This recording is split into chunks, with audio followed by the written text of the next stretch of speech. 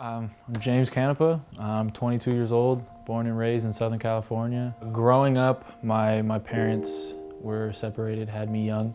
Lived with my mom, and my dad was in and out of my life. I had some harsh feelings towards him. I didn't want to be anything like my dad. Growing up, it was just going through the motions when it came to church and going with my grandparents. You know, I didn't really think too much of it. Jesus was definitely my emergency kit that I kind of put in a box and kind of hid in the back of my closet. Only when I needed him is when I called for him. High school was definitely a time where I was living for myself. I lived this double life where I outwardly showed happiness. That way I can keep a lot of people around me. But inside I was depressed, and fighting depression was a very hard thing to do with so many people around me and not really anyone to talk to. I met this girl online, and we started hanging out, and you know, our relationship wasn't being honored the right way through the Lord, and one thing led to another. We found out that we were having a kid together.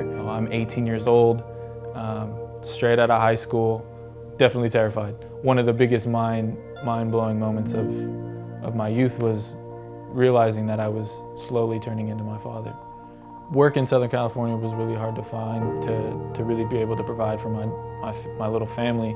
I was given an opportunity to move up to the Bay. My dad provided me this opportunity to work with him and to move into his household, and I had to take it.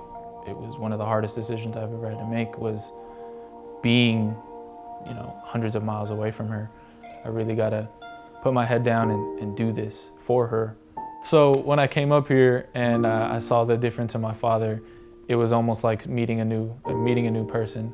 He's been coming through crosses for the past 3 years. Once I found out he was coming to church and really on this spiritual walk is when I really truly realized that he's transformed. Summer of 2016 is when I started coming to Through Crosses. Yeah, it's a huge church, but I felt right at home when I came here. I felt like it was somewhere I could plant my roots and really start to grow spiritually.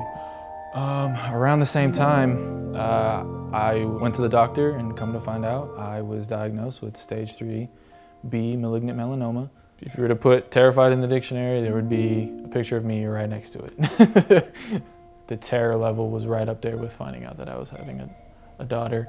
I really gave my heart to the Lord when I was diagnosed. It was just one of those days at church where everyone was worshiping, and I sat down and I just prayed that prayer, that realizing that the Lord died for me, died for everyone, and our sins. And you know, Lord, I put this all in your hands, and I know your will be done. And once I really gave my heart to the Lord, it was there was a lot of weight lifted off my shoulders, because I know that I had the Lord in my corner, and it was easier to wake up the next day and do the things that I needed to get done, which was, you know, going to work on a regular basis, because, you know, I still have to provide for my daughter, even though I've got all this other stuff going on. It makes me that much hopeful for tomorrow, because I know that when I die, like the day that I die, you know, I'm gonna be risen from the grave, and I'm gonna be with the Lord, and it's just gonna be an amazing thing. I truly can't wait for that day. And here I am today. I'm no longer on treatment. My relationship with my dad now is great. Definitely someone I can look to when it comes to my spiritual walk, and someone who I'd love to emulate myself.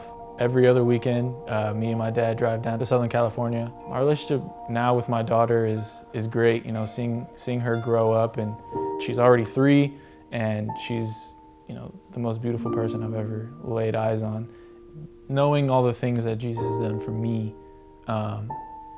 it kind of instilled this thing that I want to be there for my daughter that much more, and I just want to love her and let her know that she is loved